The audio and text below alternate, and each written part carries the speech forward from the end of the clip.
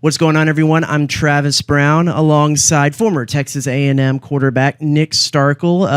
I think we've dubbed this the QB room with Nick Starkel, a weekly thing that we're going to do if as long as time allows for the offensive coordinator, the passing game coordinator over at Corona Del Mar High School now. Nick, first off, how's it going? How was the sun-kissed Hawaii beaches? Oh, I've been doing great.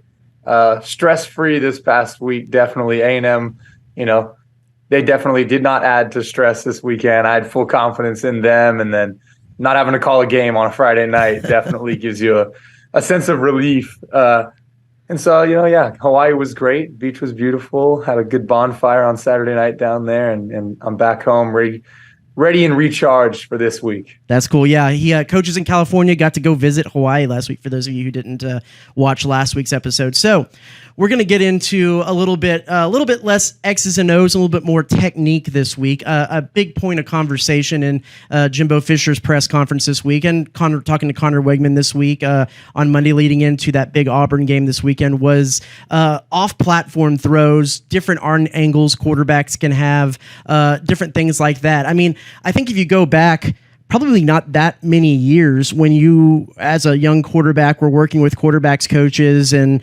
offensive coordinators and whatnot, the idea, and I don't know, maybe this was starting to creep into the game when you were in high school or what, but the idea that there are instances when you can throw sidearmed, jump throw, do different kinds of off-platform throws, that wasn't really coached as much. Is that correct? When did you kind of start seeing these different arm angles, these different ways of going about throwing the ball kind of coming into vogue and being taught in different ways? You're absolutely correct. Coaches were not teaching that. It was like a sin for a quarterback to throw sidearm. And for me, the first time that I actually noticed it, and I was like, wow, this is, one, really cool, but also it's pretty effective and efficient, was watching Johnny whenever I was in middle school. I'd watch Johnny. He'd catch the snap. He wouldn't move his feet at all. He'd just turn his upper body and whip a bubble screen out there. Or he'd throw a slant out there without moving his feet at all, completely sidearm, almost like an underhand toss. And so then when I'd be in my trainings with my quarterback coach and I'd be warming up, I'd say, okay, well, I want to try to do that. And the training ground, like when you're training as a quarterback, that is your laboratory. You get to try whatever you want. There are no consequences. If it's something that you want to work on it. And training quarterbacks now, I encourage them. I make them throw in weird positions. I make them cross their legs and have to jump and throw. And hey, you might have to throw it with your left hand. You might have to throw it underhand. And so I think that what's really come to fruition is you see these multi-sport athletes, you see these people like Patrick Mahomes, you see at the college level, you see different quarterbacks like Connor Wegman who have a baseball background where they grow up making all these different arm-angled throws, falling over to the side, falling backwards. They've practiced all of those, whether it was in a different sport or whether it was on the training ground as a quarterback. They've practiced those so many times that when it comes to a game, it's second nature and they can do it without even thinking. And so I think that the next step is continuing to encourage that in the training ground, and then you'll see some pretty spectacular plays being made on Saturdays and Sundays. Yeah. So for those who are kind of first wrapping their head around this concept, what are some of the pros and cons of throwing out of the traditional throwing motion? Right. So anytime that you're walking around the earth, you're doing your normal daily life, your head is upright, and you're seeing things on an even plane. One of the things with throwing off platform is a lot of time when you're dropping an arm angle, you're also dropping that head. So your whole world starts to tilt to its side. So now true up for you is actually going to be about 2 o'clock on a clock. And if you haven't practiced these type of throws falling off balance, well, now you might dirt one, or you throw it down to his ankles whenever normally be up at his chest. And so you do come, every time you change your arm angle, it comes with accuracy issues. And so you've got to be able to fine tune that. Now, if you watch the quarterback series with Patrick Mahomes on Netflix, They talk about how Patrick Mahomes' head stays completely still and upright every time he's making these crazy throws, whether he's diving to his right, throwing, he's sprinting away from somebody, he's falling backwards. His head is actually still. It's almost like an owl. You could rotate his whole body and his head stays completely still. That's going to allow you to have a better gauge on, where's true north on my body's kind of compass. And you're going to be able to navigate throws according to that. And so when I'm training quarterbacks out here, the biggest point of emphasis is, hey, if I'm falling away from a throw, I don't want my head to lead that movement because now everything's going backwards. I can push back with my body and keep my head squared downfield looking at my target, and I'll be able to make those throws more often than not. Mm-hmm. So let's contextualize this a little bit. You're out on the field. What are some of the instances, and I know some of this is by nature improvisation, but what are some of the instances where you see that it's right for a quarterback to make these kind of plays? I think that one where almost every coach encourages it and probably has a coaching point in terms of like, hey, you got to find an angle to make this throw. What comes to mind for me is any screenplay. When you're trying to find a running back who's usually a lot smaller than those defensive linemen or defensive ends, and those defensive ends, they're blocked for 1,000, 2, 1,000, and then they're thrown off. You've got to be able to navigate that throw to the running back, whether that's coming around the head, that's around somebody, over them. Most coaches say, hey, you've got to navigate that throw. You've got to be able to see what's going on and then navigate around that. Another instance would be when you're throwing a shallow route. A lot of QBs don't have the luxury of seeing over their offensive line. I'm 6'4". I was smaller than every single offensive lineman at Texas A&M. I had to throw in windows and in pockets around not only offensive linemen, but now defensive linemen. And so if I'm throwing a shallow route to 5'10" Christian Kirk, I've got to make sure that I can navigate my arm angle to throw it between the right guard and the right tackle. Because if I try to throw it over somebody, it's getting batted down every time. I'm going to be throwing it high. It's not going to hit him in his chest. And so really these come probably like critical throws because sometimes those guys are just so open, but they're critical throws that you've got to be able to navigate your arm angle. And one of the big things that Coach Fisher always says is it's not about arm talent or shoulder talent. It's about hand talent. How can you finish a throw with your hand almost flicking it like a dart versus the whole motion of what's going on? Sometimes you just got to be able to throw a dart right at a guy. You're sprinting to the right. He's only 5 yards ahead of you. You don't need to rear back and rip one at him. All you've got to do is, as Coach Fisher would say, is keep your hands high and just flick it like it's a dart. Mm-hmm. And so these throws, you see them more and more often in games. You see some guys with obviously improvisation, the scramble plays, all that stuff. But really in the course of a game, you're probably going to have to make 2 or 3 different arm slotted throws based upon where the defenders are, where your offensive line is, and where that receiver or running back is going to be. So Connor Wigman mentioned too, though, that Jimbo harps on him as well, that you got to stick to the fundamentals most of the time. Where's that differentiation of how you tell a quarterback? And I know some of this was what you were talking about, but it's 95% over the top, your normal throwing motion, and then there's just a couple instances when these kind of throws need to be made, correct? Correct. So like everything in life, if you've got a foolproof plan that works 95% of the time, then let's stick to that plan. But it's what can you do in that 5% where things do go wrong, or it's not the look that you pictured that you need to adjust to it. And that all comes with practice. I mean, when you're going against your scout team and you're dropping back, typically you're having a clean pocket. Typically everything's going to go smooth. You're going to be able to get back, probably hit number 1 or number 2 on your progression.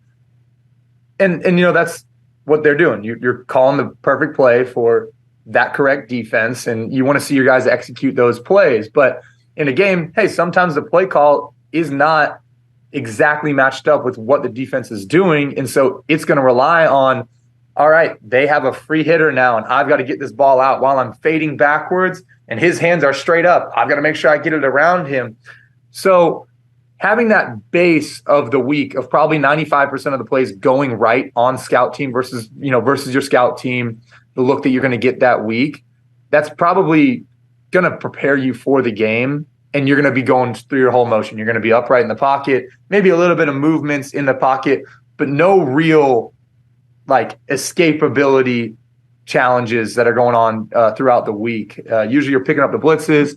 Everything's good. You can stand in the pocket, keep your eyes downfield and go. But obviously in a game, hey, sometimes they have a good play on us. I mean, we talked about it with Miami. Sometimes they send a good pressure and we've got to be able to react to that. And at that point, it goes back to, all right, what am I comfortable with doing?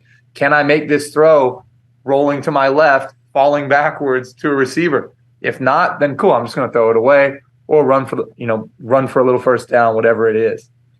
You talk about the throwing motion and what Jimbo taught about it being more being a good hand thrower. Connor Wigman mentioned when we talked to him in the press conference when he was playing shortstop so many times on ground balls, when you're just whipping it over to first, it can be all arm and just all kind of wrist over there. You also talked a lot about two-sport athletes.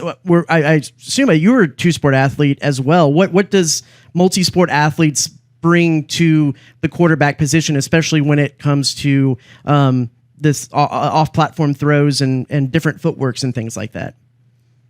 Right. So I was a two-sport athlete, and I grew up playing three. I grew up playing baseball, basketball, and football. And then in high school, I just did basketball and football. And I think that even as a point guard, you can learn and incorporate a lot of your sport into quarterbacking. As a point guard, you're a distributor. You're distributing the ball. You're finding ways to get the ball to somebody. If I had to find a way to get the ball to a center down in the post, and I've got a guy between me and him, and he's got somebody on his back, I might have to drop my arm angle to get a bounce pass around somebody versus what another person might do is, okay, well, now I'm going to dribble the ball over and give him a chest pass. To me, I was always finding new and creative ways to get guys the ball, going backhand, whatever it was, trying to cross somebody up and then go. All of that translates. I think all sports, there's a lot of things that translate into and follow over into other sports where, hey, I might learn something on the basketball court about changing arm angles or slots, creating leverage on somebody, how to get a ball to somebody in space where he's going to space, but he's covered currently. I think that translates over. Same with shortstop, a routine play where he could have his feet running to center field, yet he could flip around. And as long as he gets that front shoulder towards first base, he knows he can make that throw. All of those things are going to end up helping quarterbacks. And so my biggest encouragement to all the young athletes that I train is play every sport possible. Like, do not specialize yet because there's so much that you can gain in other sports that will help you out playing the quarterback position. For sure. So we talked a little bit about it earlier, but you as a coach now, when you're training your young quarterbacks, what are some of the drills? What does the coaching look like for off-platform throws? So all of our quarterbacks, whether it's the high school that I'm at or the kids that I'm privately training, we'll start off with a drill called darts. And so they'll start off on a line. They'll keep their front shoulder at me. They'll backpedal the whole time and they'll throw, but they can't set up and throw. So they'll backpedal, they'll throw, and then I'll make them run forward on that line, throw. And then I'll have them side shuffle and they'll have to flip and throw. Side shuffle the other way, flip and throw. And then probably the hardest one is I make them run on that line. Hey, you've got to cross your right foot over in front of your left, keep your shoulders square at me, and make that throw. And they're like, well, man, I was in a really awkward spot on that one. I was like, good. That's the point of the drill. We want you to be in awkward situations with your lower body, but be able to stay, one, aligned with your head, and two, all we've got to really do is flash that back shoulder at our target. If I take a drop back and I can flash this at my target, I'm going to be on time because now I'm creating a coil with my upper body. I'm using my core almost as a whip, and all that hand's doing is just that finishing of that whip motion at the end of a throw. If I can get to that, it doesn't matter if my arm angle's up here, my arm angle's down here. If I'm almost underhand with it, doesn't matter what my feet are doing. As long as I can get to this picture and finish with my chest at my target, I'm going to make 9 out of 10 throws. And so incorporating that even just into our warm-ups, and I make them be creative too. I'm like, hey, I want you 3 steps and the ball's got to be out. I don't care if it's your right foot, your left foot. If you're not ready to throw yet, all I want you to do is coil that upper body and be able to finish through that guy's head. Yeah. 2 more for you. We'll get you out of here because we know we got to get you to practice. First, what was the craziest off-platform throw that you can remember you threw in your career? Ooh, craziest off-platform. Man, so untraditional. We ran a screen against Auburn in 2017. And credit to Noel and Taylor Mazzoni, because this was a beautifully designed screen. Rather than having a running back run his normal little slip screen, we knew that their 1 and their 3 technique were going to be hard rushing up the field, trying to get me on a 3rd down. On a 3rd and 12 against Auburn, whenever you need to go down and score. Another one that comes to mind would be like really any time you double clutch on a throw. And so I remember, I think we were playing Wake Forest, and it was a 4th and goal. I'm looking over to the right. I've got Jamon Osmond out there, one-on-one coverage, and they send, pressure at us. And I dropped back, and I was ready to throw. And then I kind of got on my front foot because he wasn't ready for the ball yet. And so you almost had to double clutch at it. And I think that for guys that haven't been in that position and they're only used to just, okay, I'm here and now I'm throwing. Guys that haven't ever been in that position where they're ready to throw and then they have to like reset really quickly and be able to throw after that. I think that that's probably one of the hardest things that quarterbacks can learn, because so many guys, they can't just reset real quick to throw. And I think you actually saw Connor do that this weekend. He double clutched on a throw and he still threw a great ball in there. And that's because he has that quick twitch reaction of, okay, even if my feet are completely out of whack because I already committed to throw, so I already had my foot strike, my hips are already moving forward, but oh crap, he's not ready, so I'm going to pull it back. Well, now everything is just back to instinct. Now, how do I feel my body correctly? How do I move properly in order to finish this throw on target? And I think that those are some of the most impressive things is, when a guy does double clutch, but he still delivers just a strike at that receiver. Sure. And you had a great segue into my last question, talking about that Auburn game. The Aggies have Auburn at home Kyle Field this week. I'm going to throw a little curveball at you. The first game in the conference schedule, especially when you're a young quarterback, how is that game week? I know everyone would say they train, the training's the same, everything. How is that different for a young quarterback? And what does that first conference game usually mean when you get the season up and going in the conference slate? I would say it is a lot faster. The speed of the game in the SEC is real. You've got NFL guys you've probably got 4 or 5 future NFL players that are going to get drafted on that defense. And I'm talking about like the next round or the next year. And so as a young quarterback, you're going up against NFL talent. You've got to be very, very quick with your decision-making, and you've got to be very clean with what you're doing pre-snap. Because Jimbo always says, see a little, you see a lot. You see a lot, you see nothing. And so you've got to make sure during that week you're training your eyes pre-snap to know, okay, I only need to look at the 3 technique, the 1 technique to know kind of what I'm getting up the front.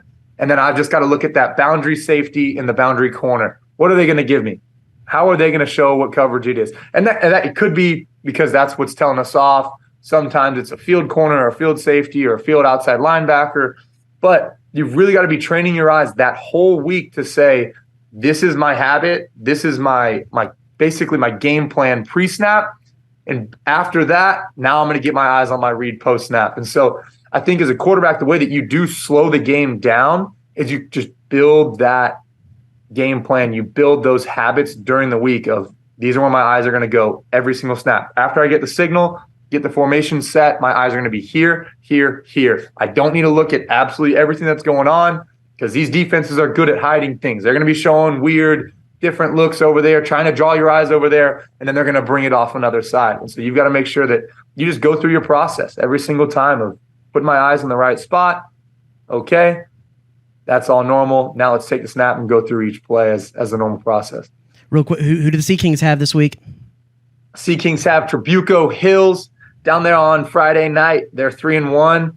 They're a good football team, so we're excited for this one. There he is. That's Nick Starkel with this week's Quarterback Room. Thanks so much for giving us a few minutes of your time this week. Hopefully we'll see you again next week, and thank you so much for watching. We'll have more heading up to the Aggies game this weekend against Auburn on theeagle.com.